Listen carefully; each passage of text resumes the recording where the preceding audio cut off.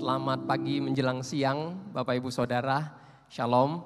Ya, kiranya kita semua dalam keadaan baik. Bapak Ibu, kita akan merenungkan tema menjadi teladan, jadilah teladan. Ya, saya mengajak kita untuk merenungkan tema ini dari kebenaran firman Tuhan 1 Petrus pasal yang ketiga. Dari 1 Petrus pasal yang ketiga, ayat yang ke-8 sampai ayat yang ke-12. 1 Petrus pasal yang ketiga ayat yang ke-8 sampai ayat yang ke-12. Demikian firman Tuhan, kasih dan damai. Dan akhirnya hendaklah kamu semua seia sekata seperasaan, mengasihi saudara-saudara penyayang dan rendah hati. Dan janganlah membalas kejahatan dengan kejahatan atau caci maki dengan caci maki. Tetapi sebaliknya hendaklah kamu memberkati, karena untuk itulah kamu dipanggil, yaitu untuk memperoleh berkat. Sebab siapa yang mau mencintai hidup dan mau melihat hari-hari baik, ia harus menjaga lidahnya terhadap yang jahat dan bibirnya terhadap ucapan-ucapan yang menipu. Ia harus menjauhi yang jahat dan melakukan yang baik. Ia harus mencari perdamaian dan berusaha mendapatkannya. Sebab mata Tuhan tertuju kepada orang-orang benar, dan telinganya kepada permohonan mereka yang minta tolong. Tetapi wajah Tuhan menentang orang-orang yang berbuat jahat. Diberkatilah kita yang membaca, merenungkan dan melakukan kebenaran firman Tuhan, Bapak Ibu Saudara. Bapak Ibu Saudara, salah satu doa yang sangat terkenal sekali di dalam kekristenan adalah doa yang pernah diucapkan oleh seorang yang bernama Fransiskus dari Assisi. Lord, make me an instrument of thy peace. Tuhan, jadikanlah aku alat pendamaianmu. Di mana ada kebencian, biar kutaburkan kasih. Di mana ada luka, biar kutaburkan pengampunan. Di mana ada perselisihan, biar kutaburkan perdamaian. Di mana ada kebimbangan, biar kutaburkan iman. Di mana ada keputusasaan, biar kutaburkan pengharapan. Di mana ada penyesatan, biar kutaburkan pertobatan. Di mana ada duka cita, biar kutaburkan sukacita. Ya Tuhanku, karuniakan kepadaku untuk tidak mencari penghiburan, melainkan memberi penghiburan. Untuk tidak mencari dimengerti orang lain, melainkan mengerti orang lain. Untuk tidak mencari dikasihi orang lain, melainkan mengasihi orang lain. Karena dalam memberi, aku menerima. Dalam mengampuni, aku diampuni. Dalam mati, aku dibangkitkan kepada hidup yang kekal. Amin. Bapak Ibu Saudara, satu doa yang menunjukkan dengan jelas sekali seorang yang mengerti hidupnya sebagai seorang Kristen. Seorang yang sadar, Bapak Ibu Saudara. Seorang yang sadar dipanggil dan diselamatkan oleh Tuhan untuk apa ia ada di tengah-tengah dunia ini. Dipanggil dan diselamatkan untuk memberi contoh baik, untuk memberi teladan, untuk memberi kesaksian akan kasih anugerah Tuhan. Dengan ia menjadi seorang penyalur berkat, pemberi berkat. Apa artinya menjadi pemberi berkat, penyalur berkat, Bapak Ibu Saudara? Menjadi pemberi berkat, Bapak Ibu Saudara, janganlah dipandang kita hanya memberkati orang dengan memberikan dalam bentuk uang ya. Jangan dipahami hanya dalam bentuk uang hal-hal yang bersifat materi. Tetapi bisa dalam arti lain, Bapak Ibu Saudara. Menjadi pemberi berkat bisa dalam bentuk yang lain. Ketika kita membawa damai, ketika kita melepaskan kasih, ketika kita melepaskan pengampunan, ketika kita menguatkan iman seseorang, ketika kita membawa pengharapan, ketika kita menghadirkan pemulihan, ketika kita sabar terhadap orang yang melukai kita, itu pun jadi pemberi berkat. Bapak Ibu Saudara, artinya bahwa kita dipanggil untuk menjadi saksi dan pemberi berkat, menjadi teladan dalam segala hal, dalam segala situasi kehidupan kita. Bukan hanya pada saat situasi-situasi baik, tetapi juga pada saat situasi-situasi yang tidak baik, yang tidak memungkinkan. Jadi saksi dan berkat pada situasi baik memang gampang Bapak Ibu ya, lebih gampang. Menjadi tidak gampang adalah ketika situasi kita tidak baik, ketika situasi kita sulit, ketika situasi kita mungkin terluka. Sangat sulit sekali, sangat tidak gampang sekali. Tapi perhatikan Bapak Ibu Saudara. Perhatikan 1 Petrus pasal yang ketiga tadi yang kita baca ayat yang ke-9. Dikatakan apa? Janganlah membalas kejahatan dengan kejahatan atau caci maki dengan caci maki. Tetapi sebaliknya hendaklah kamu memberkati. Bapak Ibu Saudara, situasi yang disebutkan di sini, yang digambarkan di sini, bukanlah satu situasi yang gampang Bapak Ibu Saudara. Bukan satu situasi yang enak, yang mendatangkan damai sejahtera. Situasi yang disebutkan di sini Bapak Ibu Saudara, satu situasi sepertinya menunjukkan penerima surat 1 Petrus ini adalah satu kumpulan jemaat yang sedang mengalami situasi yang sulit, situasi yang tidak gampang bagi mereka. Di mana mereka itu sedang mengalami tekanan dan perlakuan yang menyakitkan dari luar dan juga dari dalam gereja. Dari luar, Bapak Ibu Saudara, pada masa itu, pada waktu jemaat penerima surat 1 Petrus ini ada, mereka sedang hidup di dalam pemerintahan Kaisar Nero. Kita tahu siapa Kaisar Nero. Satu orang kaisar yang jahat sekali. Bahkan yang merencanakan pembunuhan terhadap ibunya sendiri. Merencanakan pembunuhan terhadap istrinya. Satu kaisar yang sangat menentang kekristenan. Dia bukan cuma mempersulit, tetapi dia menekan, menganiaya. Dan ingin menghancurkan kekristenan. Dia sangat menentang. Ini situasi yang tidak gampang Bapak Ibu Saudara. Di tengah kenyataan ini, di dalam gereja ternyata juga ada ketidakharmonisan Bapak Ibu Saudara. Muncul konflik, ada caci maki, ada perselisihan terjadi di dalam gereja. Dalam keadaan seperti ini, bagaimana jemaat Tuhan harus bereaksi, harus menyikapi. Bapak Ibu Saudara, natur kita sebagai manusia, kalau kita diperlakukan baik dan menyenangkan, kita pasti suka. Betul? Kalau kita diperlakukan baik, menyenangkan, kita akan sangat senang sekali. Tetapi ketika kita diperlakukan dengan tidak baik, dengan tidak menyenangkan, dengan menyakitkan, maka jujur reaksi normal kita adalah sebagai manusia kita pasti akan balas. Mata ganti mata, gigi ganti gigi. Kita akan balas. Bahkan kita bisa membalasnya dengan sangat, dengan lebih daripada yang orang lakukan. Karena apa? Karena hati kita jengkel, hati kita penuh dengan dendam sebenarnya. Itu reaksi normal kita sebagai manusia. Atau mungkin ada orang yang sangat panjang sabar sekali. Ketika dia diperlakukan jahat, ketika ia diperlakukan tidak baik, tidak sopan, ia diam. Ia tidak membalas, ia mengalah. Sekalipun sebenarnya hatinya marah, hatinya jengkel. Tetapi perhatikan Bapak Ibu Saudara. Meskipun mungkin ia ingin balas, namun karena ia tidak berdaya, kemudian ia diam dan memilih sabar dan tidak melakukan apapun.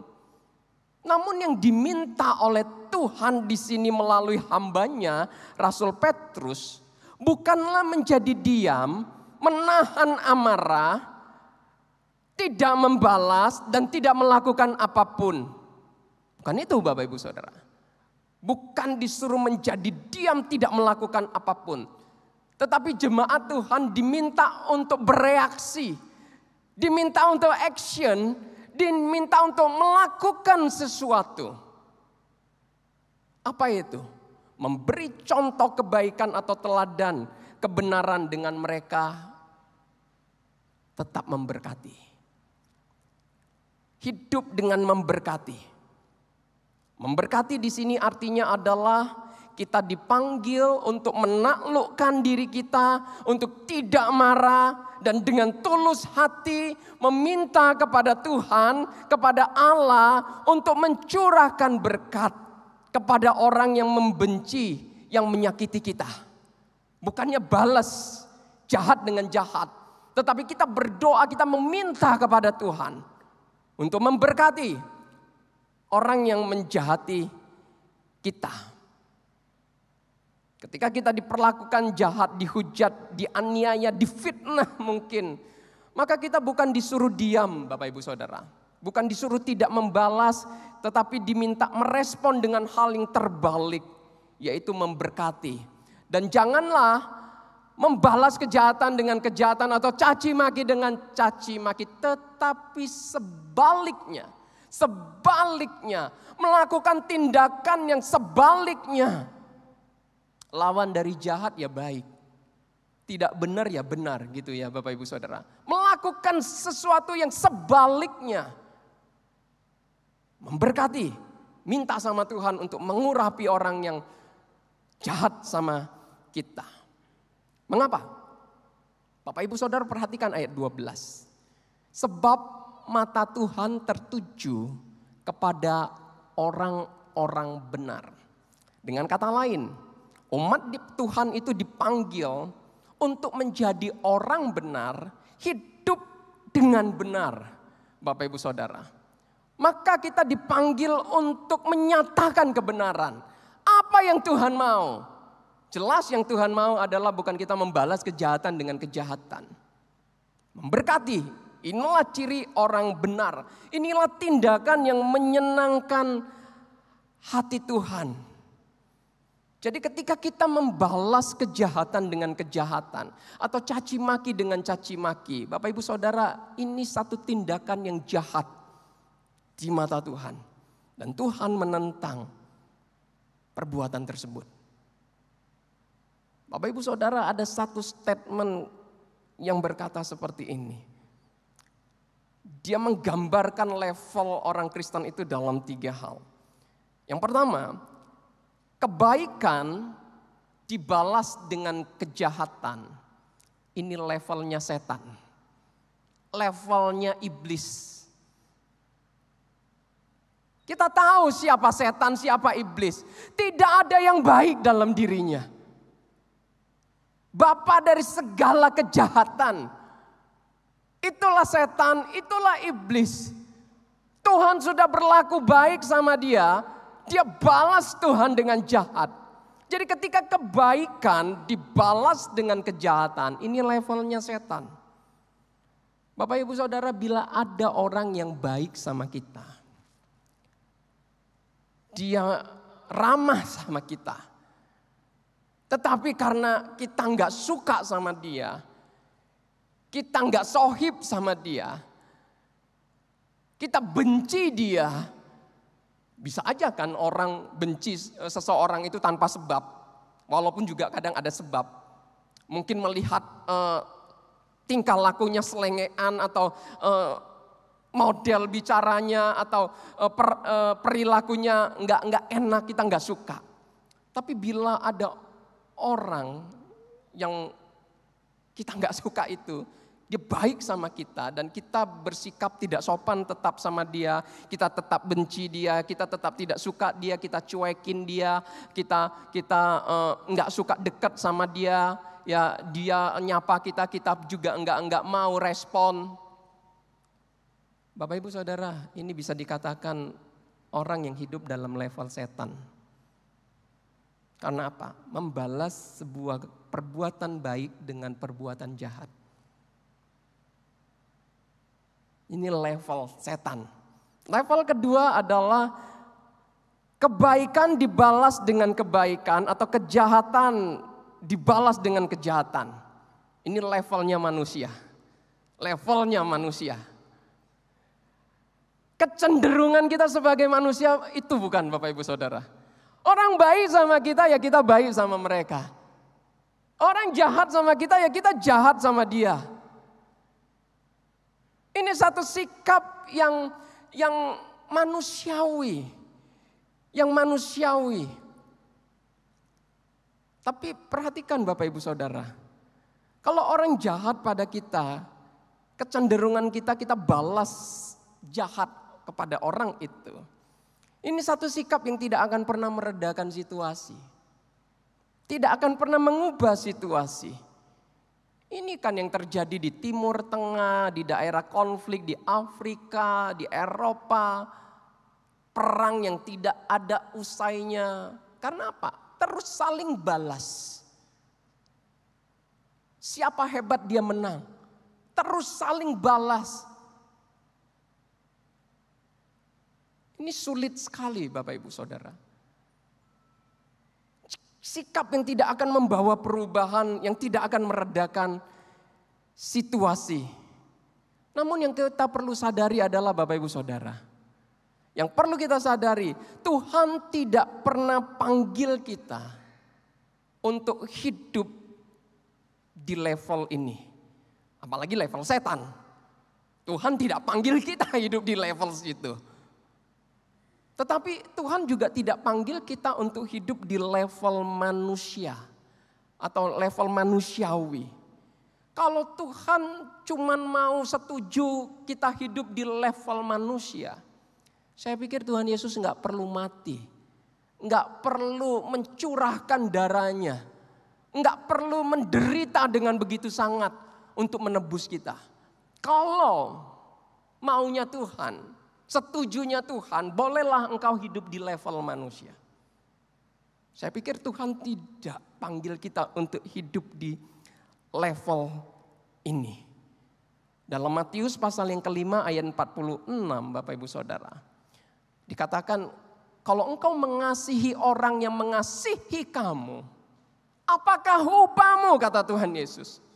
Kalau engkau mengasihi orang yang mengasihi kamu, apa upahmu? Pemungut cukai pun melakukan hal yang sama. Gambaran pemungut cukai itu adalah orang berdosa, orang jahat. Mereka juga bisa melakukan. Orang jahat juga akan baik dengan sesamanya orang jahat yang menjadi temannya. Apakah upahmu? Jadi Tuhan tidak panggil kita untuk ada di level manusiawi ini Bapak Ibu Saudara. Tuhan mau kita ada di level yang ketiga. Level ilahi. Level di mana umat Tuhan itu dikatakan harus suka, mau, tulus hati, dan berjuang untuk tidak membalas kejahatan dengan kejahatan. Tetapi membalas kejahatan itu dengan apa? Kebaikan. Ini level ilahi. Level yang Tuhan mau. Level yang jujur, gak gampang ya Bapak Ibu Saudara. Baik sama orang yang melukai kita. Baik memperlakukan dengan sopan, dengan rahma, dengan baik orang yang menjahati kita.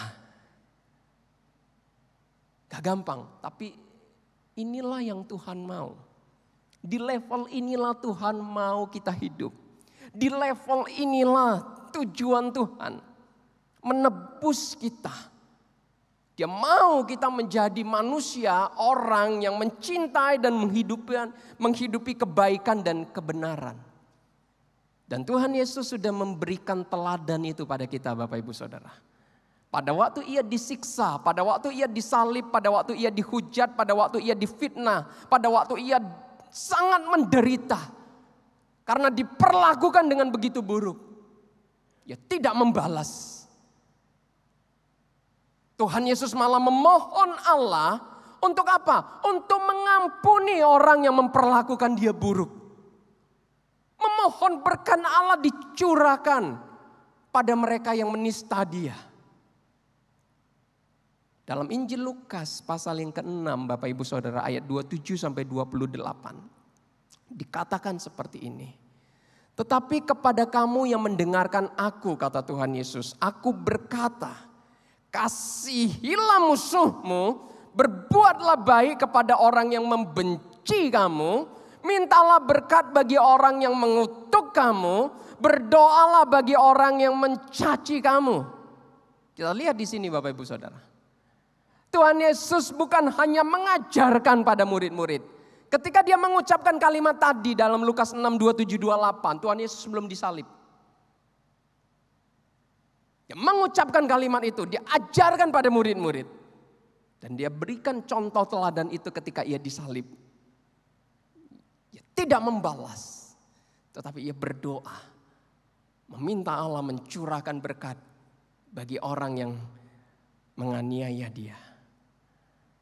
Dan Petrus melihat teladan itu Bapak Ibu Saudara. Rasul Petrus melihat teladan itu. Kita tahu siapa Petrus. Orang yang meledak-ledak, orang yang emosional, yang tidak berpikir panjang, yang membalas kejahatan dengan kejahatan. Waktu Tuhan Yesus itu mau ditangkap oleh hamba imam besar, apa yang dilakukan oleh Petrus? Dia langsung keluarkan pedang, dia potong telinga hamba imam besar itu. Karena yang mencoba untuk menangkap guru mereka. Itu yang Petrus lakukan. Dia tidak bisa terima perlakuan jahat itu. Maka dia tidak terima seperti Tuhan Yesus yang malah menyerahkan diri. Dia lakukan perlawanan. Itu Petrus. Tapi kita lihat di sini Bapak Ibu Saudara. Petrus yang emosional, Petrus yang kecondongannya membalas, Petrus yang meledak-ledak itu, Petrus yang punya amarah itu, Petrus yang tidak terkontrol itu. Petrus yang belajar dan berproses. Bapak Ibu Saudara, kita lihat di dalam 1 Petrus pasal yang kedua, ayat 20 sampai 24, demikian firman Tuhan. Kata Rasul Petrus di dalam firman ini. Sebab dapatkah disebut pujian jika kamu menderita pukulan karena kamu berbuat dosa? Tetapi jika kamu berbuat baik dan karena itu kamu harus menderita, maka itu adalah kasih karunia Allah. Sebab untuk itulah kamu dipanggil. Perhatikan Bapak Ibu, karena Kristus pun telah menderita untuk kamu dan telah meninggalkan teladan bagimu supaya kamu mengikuti jejaknya. Ia tidak berbuat dosa dan tipu tidak ada dalam mulutnya. Ketika ia dicaci maki, ia tidak membalas dengan mencaci maki. Ketika ia menderita, ia tidak mengancam, tetapi ia menyerahkannya kepada Dia yang menghakimi dengan adil. Ia sendiri telah memikul dosa kita di dalam tubuhnya di kayu salib, supaya kita yang telah mati terhadap dosa hidup untuk kebenaran. Petrus menuliskan dengan detail apa yang dilakukan oleh Yesus.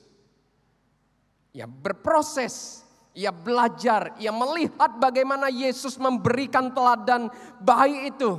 Ketika ia disiksa, dianiaya, dihujat, diperlakukan dengan sangat tidak manusiawi. Yesus tidak membalas, tetapi memohon pengampunan pada Bapa, kepada orang-orang yang menjahati dia. Petrus melihat ini sebagai sebuah teladan Tuhan untuk dia. Maka inilah Petrus yang berproses itu. Dia belajar, dia sadar itu maunya Tuhan. Dia sadar Tuhan panggil dia untuk menjadi orang benar. Yang bukan membalas kejahatan dengan kejahatan. Dia tidak boleh lagi hidup dengan manusia lamanya. Kesadaran inilah yang membuat Petrus kemudian menuliskan 1 Petrus pasal 3 ayat 8 sampai 12 yang tadi kita baca. Janganlah membalas kejahatan dengan kejahatan atau caci maki dengan caci maki. Tetapi sebaliknya, hendaklah kamu memberkati. Dan Petrus memberi contoh itu juga. Kita tahu bagaimana Petrus mati. Ya tidak melawan. Petrus yang dulu takut mati. Akhirnya Petrus siap mati demi Yesus. Dia disalib terbalik, kepala di bawah. Petrus menunjukkan perubahannya. Petrus menunjukkan kasihnya sama Tuhan. Petrus menyadari ini maunya Tuhan. Hidup di level ilahi. Bapak Ibu Saudara, di level mana kita hidup hari ini sebagai anak Tuhan? Di level mana kita hidup hari ini sebagai anak Tuhan? Di level setankah? Level manusiakah? Atau level ilahi? Bapak Ibu Saudara, bukan rencana dan panggilan Allah untuk kita hidup di level manusia, apalagi di level setan. Allah panggil kita untuk ada di level ilahi. Satu hidup dalam ketaatan yang melampaui keterbatasan kita sebagai manusia. Tuhan mau kita ada di sana, walaupun kita bilang gak bisa. Bapak Ibu Saudara, ini bukan pilihan, ini panggilan dari Tuhan. Bisa gak bisa kita diminta untuk di sana. Maka disinilah kita datang sama Tuhan. Kita meminta lawatan Tuhan, kita meminta urapan Tuhan, kita meminta pertolongan Tuhan. Untuk kita bisa hidup dengan benar. Untuk kita bisa hidup tidak membalas kejahatan dengan kejahatan. Kenapa? Bapak Ibu Saudara, orang yang melakukan kejahatan dibalas dengan kejahatan. Ini orang yang hidupnya dikontrol oleh keadaan, dikontrol oleh orang lain. Ia bertindak berdasarkan situasi dan perlakuan orang. Ia bertindak berdasarkan penilaian orang. Ini hidup yang sulit sekali Bapak Ibu Saudara. Ini hidup yang menyedihkan sekali. Karena di sepanjang hidup orang yang seperti ini, jujur, dia tidak akan pernah merasakan ketentraman. Dia tidak akan pernah merasakan kedamaian. Dia tidak akan merasakan ketenangan. Dia nggak akan merasakan kesejahteraan. Dia nggak akan pernah merasakan kasih anugerah Tuhan. Dia tidak akan pernah membawa perubahan. Karena condongnya balas. Mau tidur, bangun tidur, yang muncul hanya apa? Fantasi-fantasi balas dendam. Ini situasi keadaan hidup yang sangat tidak enak Bapak Ibu Saudara. Dan Tuhan tidak mau kita ada di level seperti itu. Maka Tuhan tebus kita. Tuhan datang melawat kita. Menanggung dosa kita. Kalau Agustinus mengatakan apa? Not able not to sin. Tidak bisa tidak berdosa dulunya. Kecondongannya berdosa. Selalu berdosa. Ketika Tuhan tebus kita. Ada urapan, ada kuasa Tuhan, ada hadirat Tuhan yang akan menolong, memampukan kita untuk bisa mampu mengubah keadaan dengan kita membalas kejahatan dengan kebaikan. Hanya ketika kita mau hidup dengan benar, dengan serius, dengan sungguh-sungguh di dalam Kristus Yesus. Di level seperti inilah kita baru bisa membawa perubahan dimanapun kita berada. Dalam keluarga, dalam gereja, dalam pekerjaan kita, dimanapun kita berada. Bapak Ibu Saudara, sama seperti Petrus, dulu dia belum bisa. Tetapi ketika dia menyadari siapa Kristus dengan lebih dalam, maka Petrus dimampukan. Bisa jadi berkat dimanapun dia berada. Bapak Ibu Saudara, apa kesulitan kita hari ini? Mungkin suami atau istri atau anak orang tua kita mengkhianati kita, melukai kita. Mungkin kita terluka oleh masa lalu. Mungkin kita sedang ditipu teman, kita sedang mengalami ketidakadilan. Mungkin kita juga sedang mengalami keterbatasan fisik, kondisi ekonomi yang sulit. Mungkin kita sedang dijahati, dicemooh, digosipi, difitnah. Bapak Ibu Saudara, disinilah Tuhan Yesus melalui Rasul Petrus sedang mengingatkan setiap kita. Meskipun situasi kita sedang sulit, panggilan untuk menjadi berkat itu tetap datang kepada kita. Untuk kita action. Hidup yang memuliakan nama Tuhan, memberkati orang-orang. Dan ini panggilan yang bukan cuma untuk kita jadi berkat saja Bapak Ibu Saudara. Tetapi panggilan juga untuk kita diberkati oleh Tuhan. Maka perhatikan Bapak Ibu Saudara. Ayat yang ke-9. Dan janganlah membalas kejahatan dengan kejahatan atau caci maki dengan caci maki. Tetapi sebaliknya hendaklah kamu memberkati. Karena untuk itulah kamu dipanggil. Yaitu untuk memperoleh berkat. Panggilan Tuhan bukan cuma untuk kita jadi berkat. Tapi karena Tuhan juga mau memberkati di dalam panggilan kita menjadi orang-orang benar. Berkat seperti apa yang Tuhan berikan pada kita? Berkat di sini Bapak Ibu Saudara jangan diartikan secara materialistis sekali lagi. Wah, kalau kita nanti taat hidup sebagai orang benar yang bisa memberkati orang, oh nanti aku akan dibuat semakin sukses. Oh, aku akan dilimpahi materi. Oh, aku akan menikmati kenyamanan. Oh, aku akan semakin kaya berkecukupan. Tuhan mau lakukan itu. Jikalau Ia mau. Tetapi berkat tidak melulu seperti itu Bapak Ibu Saudara. Kalau hari ini kita diberkati dengan berkelimpahan itu anugerah. Puji Tuhan. Tapi kalaupun kita punya keterbatasan secara ekonomi, ingat kita punya pengharapan. Tuhan yang pelihara kita. Sehingga tidak ada alasan untuk tidak memberkati. Janda miskin dikatakan apa? Hartanya cuma punya 2 peser. Tetapi tidak menjadi alasan bagi dia untuk tidak memberkati. Dia tetap memberi untuk gereja. Uang yang 2 peser itu. Yang dia masukkan ke kantong persembahan. Yang kalau dinilai itu tidak ada artinya. Nggak ngefek, dia nggak memberi pun gereja tidak rugi.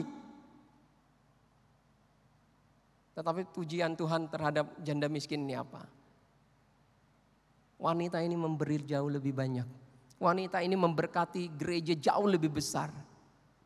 Bukan orang kaya, nggak penting, nggak berarti uangnya, tidak. Tetapi ini berbicara tentang kesadaran dalam diri. Sesuatu yang dari dalam ini yang keluar. Yang Tuhan nilai. Itu dari hati yang sungguh-sungguh menghormati dan mengasihi dia. Hidup dengan benar.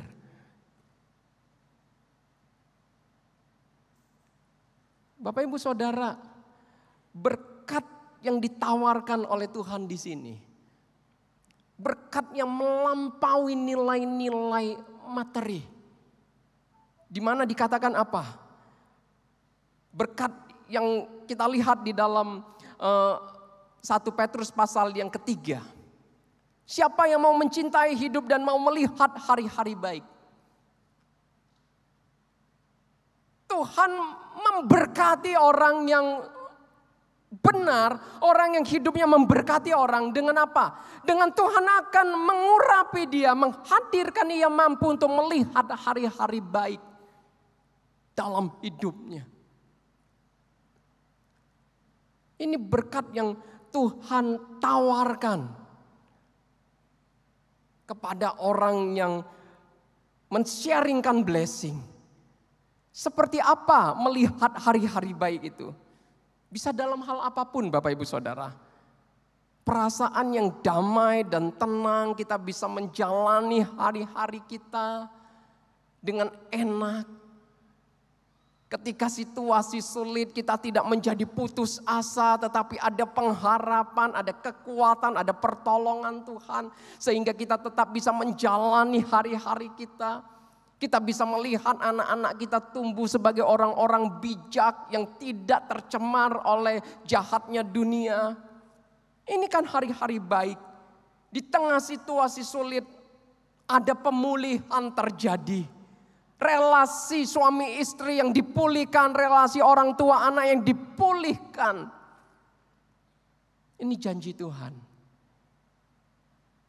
Ketika kita hidup sebagai orang benar yang memberkati, yang memuliakan nama Tuhan, yang memberikan teladan baik, contoh baik untuk Tuhan dimuliakan, menunjukkan bahwa Tuhan hadir, mengerjakan yang baik ini dalam hidup kita.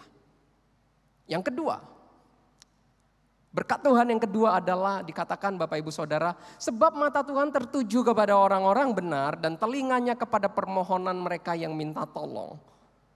Tuhan akan memperhatikan hidup dan doa kita sebagai anak Tuhan. Ini janji Tuhan. Berapa banyak di antara kita yang hari ini berdoa dan Tuhan belum jawab? Percayakah kita kalau Tuhan itu menjawab doa Bapak Ibu Saudara? Percayakah kita kalau Tuhan memberi perhatian bagi hidup iman kita dengan serius ketika kita hidup dengan benar dan Dia akan menjawab doa kita? Bapak Ibu Saudara, beberapa hari yang lalu saya bangun tidur, tiba-tiba leher saya berdarah. Di bagian leher ini kayak ada kutil Bapak Ibu Saudara. Entah kenapa mungkin tergaruk berdarah dan enggak sembuh-sembuh. Setiap saya pakai baju nyeri, setiap saya pakai baju nyeri, gerak sini nyeri, kesentuh nyeri. Di tengah kenyataan saya 1 minggu ini ada begitu banyak pelayanan. Kemudian saya ngomong sama Tuhan, Tuhan, saya sangat kesulitan. Ini sangat mengganggu sekali. Saya enggak konsentrasi. Juga ada ketakutan. Ini pernah satu kali saya di sebelah kanan Bapak Ibu Saudara, tai lalat yang membesar, meradang, panas, sakit sekali. Dan saya bawa ke dokter lihat ini bukan kanker kulit tapi bisa ke sana. Kita potong aja. Dia bilang kita potong aja. Kemudian saya cari dokter yang lain itu bilang jangan dipotong, dibedah lebih dalam. Waduh cilaka ini potong yang satu bedah. Dan kejadian yang sama berulang di sini Bapak Ibu Saudara. Ada ketakutan, Tuhan ini bisa jadi kanker enggak? Tuhan tolong aku. Karena ini sangat mengganggu. Sangat membuat hatiku tidak tenang. Jumat malam saya ada pelayanan P2MI. Sebelum pelayanan ketika saya mandi Bapak Ibu Saudara. Apa yang terjadi? Kutil itu tiba-tiba hilang Bapak Ibu Saudara. Kutil itu hilang. Kok saya heran gak ada rasa perih. Kutil itu lepas. Padahal saya udah rencana nanti Senin Selasa itu saya mau cari dokter kulit. Tolong dipotong. Karena mengganggu setiap kesentuh sakit. Belum sempat dokter itu potong, Tuhan yang potong. Tuhan kita adalah Tuhan yang mendengar doa. Tuhan menjawab doa. Bapak Ibu Saudara, apapun yang menjadi pergumulan kita hari ini, jangan pernah berhenti mempercayai Tuhan, terus berdoa. Hiduplah dengan sungguh-sungguh percaya di hadapan Dia. Karena Dia memberi perhatian kepada permohonan setiap kita yang minta tolong kepadanya dengan benar. George Muller, seorang yang membuat satu panti asuhan. Ratusan kali dia pernah hidup kesulitan keuangan, tidak punya uang. Tapi dia tidak pernah minta-minta. Dia tidak pernah minta persembahan. Dia mengandalkan Tuhan. Bahkan dikatakan apa? Hudson Taylor, Pernah satu kali kesulitan keuangan, George Muller yang membantu keuangannya. Luar biasa. Kita tahu siapa Hudson Taylor, misionaris ke China. George Muller yang bantu keuangannya. Bapak Ibu Saudara, kita mendapat satu pelajaran iman hari ini. Apa yang kita tabur, itu akan kita tuai. Nah, ketika kita tabur baik, kita tuai baik. Ketika kita tabur tidak baik, yang kita tuai pun tidak baik. Maka Bapak Ibu Saudara, mari kita jadi berkat. Hidup memuliakan nama Tuhan. Percayalah, dengan kita men-sharingkan blessing, kita akan menerima berkat Tuhan untuk diri kita. Dan kita harus sadar, berkat Tuhan itu mengikuti hukum keadilan Bapak Ibu Saudara. Hanya akan mendekat pada mereka yang taat dan benar. Bukan pada mereka yang tidak taat dan jahat. Ada di level mana kita hari ini? Mari kita bangun hidup kita di level ilahi. Agar kita tidak jahat di mata Tuhan. Gak gampang memang Bapak Ibu Saudara. Tapi ini maunya Tuhan. Hari ini ketika kita bicara menjadi teladan. Ini bukan panggilan. Ini bukan pilihan Bapak Ibu Saudara. Tapi ini panggilan. Meskipun tidak gampang. Tuhan tahu itu. Tapi Tuhan mau kita berjuang untuk hidup di sana. Sebagai penutup Bapak Ibu Saudara. Di Prancis itu ada satu desa yang dihuni oleh kaum Huguenot namanya. Kaum Huguenot. Pada masa Hitler itu ada 5.000 anak Yahudi yang disembunyikan oleh kaum Huguenot ini. Karena Hitler dengan Nazi mau membantai 5.000 anak Yahudi ini. Kaum Huguenot ini mengambil resiko menyembunyikan anak-anak ini. Dan kemudian memindahkan mereka ke Switzerland. Satu kali ketika mereka diwawancara, ditanya, mengapa mereka begitu berani ambil resiko untuk melakukan tindakan itu di tengah kenyataan Hitler dan Nazinya bisa saja membunuh mereka. Apa jawab kaum Huguenot ini?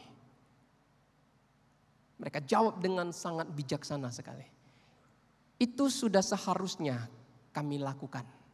Karena kami anak Tuhan dipanggil untuk hidup dalam kebenaran dan menolak kejahatan. Itu sudah seharusnya kami lakukan. Karena kami anak Tuhan dipanggil untuk hidup dalam kebenaran dan menolak kejahatan. Kenapa kita harus jadi teladan Bapak Ibu Saudara? Itu sudah seharusnya kita lakukan. Karena kita anak Tuhan dipanggil untuk hidup dalam kebenaran dan menolak kejahatan. Mari kita berdoa. Tuhan, terima kasih untuk firman-Mu yang boleh mengajarkan kepada kami hari ini sekali lagi apa artinya kami hidup sebagai anak Tuhan, sebagai orang Kristen. Yang bukan cuma menikmati keselamatan, tetapi untuk menghidupi keselamatan. Dengan kami semakin bertumbuh, semakin berubah, bahkan kami selalu bisa menjadi penyalur berkat, menjadi teladan kebaikan, menjadi orang-orang yang melakukan kebenaran firman, menjadi orang yang semakin menghormati dan bisa mengasihi Tuhan dengan segenap hati. Karena Tuhan, Engkau memanggil kami untuk ada di level ilahi, bukan di level manusia. Maka Tuhan tolong mampukan kami, agar kami bisa hidup sebagai anak yang menyenangkan hati Tuhan. Dimanapun kami berada, apapun yang kami katakan, apapun ya Tuhan situasi keadaan kami selalu bisa menjadi orang yang menampilkan kebenaran dari seluruh hidup kami. Mampukan kami Tuhan, biar kebangunan rohani boleh terjadi di dalam gereja ini. Perubahan demi perubahan menuju kebaikan semakin nyata yang boleh membangkitkan iman kami di dalam gereja ini. Tuhan urapi gereja-Mu. Demi nama Yesus kami berdoa. Amin.